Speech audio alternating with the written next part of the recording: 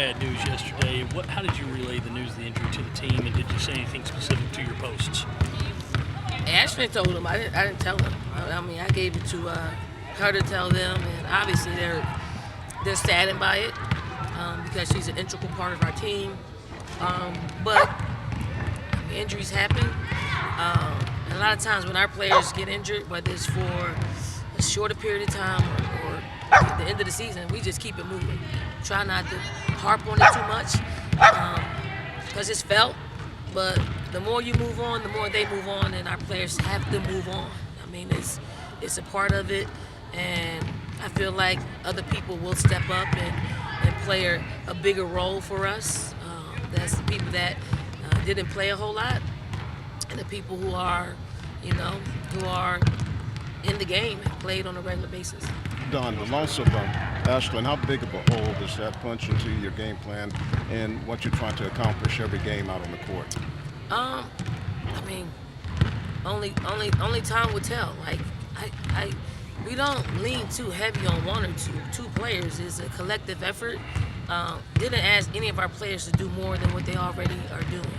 You know, when you ask them to do more than what they're doing, they play, out of their capabilities. So we just want everybody to hold serve, and hopefully the people that haven't played just to give us what they do best on any given day. So we're just gonna keep moving. You mentioned those three players who haven't played a lot. What do you need to see from Sakima, Adele, Miriam to be comfortable putting them out there on the floor these minutes that are open now? Adele's been doing some great stuff. I mean, in here, like behind closed doors, and then when you put her in the game, she has impact. Sakima, just get healthy. Like, Sakima is a big body. She's 6'6". I mean, you got to guard her inside. She's got to catch and make shots for us, and then defensively, she just got to be big. And then Miriam, I think Miriam is the wild card because she's got a great skill set offensively. She rebounds the basketball. She's unafraid. She's got toughness. She just has to put it all together and be confident in doing it. And once she gets confident, I think she'll be able to help us. And sometimes when you remove someone as big as Ashley from your equation, other people have an opportunity. And what they do with that opportunity, usually they do something pretty good with it, and we'll work with them and we'll be patient with them to acclimate. Dawn, with this next stretch coming up, a lot of ranked teams and everything, do you think you have the opportunity to let Miriam get confident while playing extended minutes in games? I mean, the extended minutes would be if she plays well. Like, I mean, I can't control. Like, if you don't play well, no, I'm not there. There's no chance that you're gonna play extended minutes. But it is, and I'm not gonna take her out one mistake or two mistakes or three mistakes. Three mistakes, I might have to get her out, but I'm gonna let her play through some stuff. Like, we let our players play through some stuff, and then you got to look at the scoreboard. If we're holding serve on the scoreboard and we up, like, more lenient to leave them out there to give them some minutes. But if the scoreboard moves in an unfavorable way, then you got to get combinations out there that's gonna move it the opposite way. When you lose such a great shot blocker like that, do you try and make up for it with the other bigs coming in, or maybe your perimeter defense? I mean, you do a little bit of both. I mean, there are players on our roster that they're not shot blockers. They are deterrers. Like, Kima's a deterrent. She can deter. Miriam, she's big. Adele, she's probably she'll hack into a block. But you feel her presence. Like, you're not gonna just go in there and easily go get something. Ashley makes life easier for sure. Like, defensively, offensively, but we don't have her. Like, and we're not going to harp on it. We don't have her, so we're gonna have to figure out ways in which to close the gap that she created. Michael Salter, nice to meet you. When it comes to filling the hole in the rotation without Ashley, do you feel like it's one of those things that kind of solves itself in these next couple of games, or how do you feel like that'll pan out? It does. I mean, it's the next woman up. And if that next woman up isn't ready right now, we'll continue to get in here in practices to try to expedite that, and then in the games we might need to try something different. Might need to play small ball. I'm not. I mean, the last time that we lost a big such as Ashland, we played small ball, and it worked out for us. And we might have to pull that rabbit out our hat.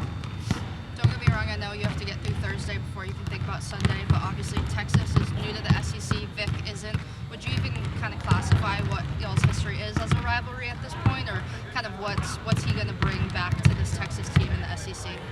I mean, Vic is a coach of habit. Like, you know, he's very similar to what he was in Mississippi State.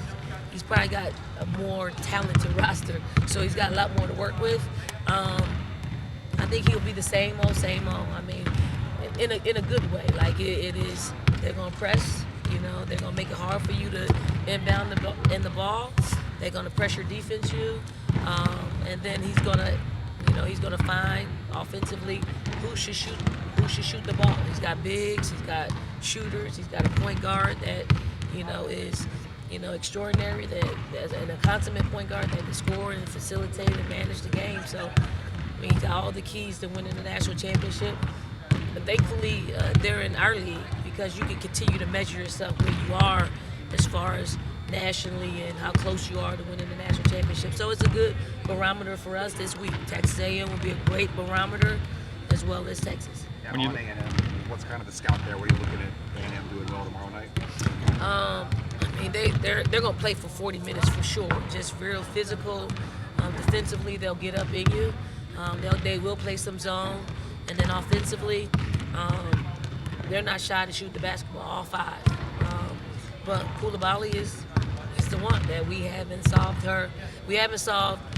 playing against her. I think the last time it was 32 points against us in the SEC tournament. They're better. I do think they're better. They're playing more cohesive, and they got some bigs that do what bigs do. They have guards that are a year older, some transfers that have played in our league, so formidable. And then they're coming off a big win against Ole Miss. Tahina, a Wooden Award finalist. How have you seen Tahina just grow this season? I know you talked about wanting to see her improve her short game, the 2-pointers, and she seems to have done that. How have you seen her improve this year? I mean, she's comfortable. And there's nothing like comfort. Like, she knows what's, the shots that we're setting up for her. She's met us halfway with her ability to defend. Like, I'm really impressed with her defense, and then her ability to adjust.